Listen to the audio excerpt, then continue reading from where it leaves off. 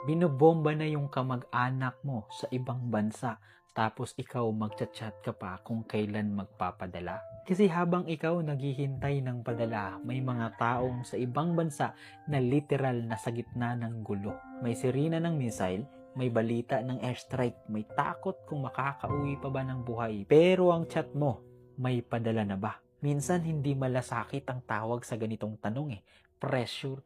Yung iniisip mo pa rin kung may maibibigay sa'yo kahit malinaw na lumalaban lang siya para mabuhay. Kasi madaling mag-expect kapag ikaw ang nasa bahay, pero iba ang realidad ng taong nasa ibang bansa, malayo sa pamilya, malayo sa anak, at minsan malapit pa sa panganib, malapit sa gera, malapit sa missile. Kaya hindi porket nasa abroad automatic may pera. Hindi porket nasa abroad walang problema.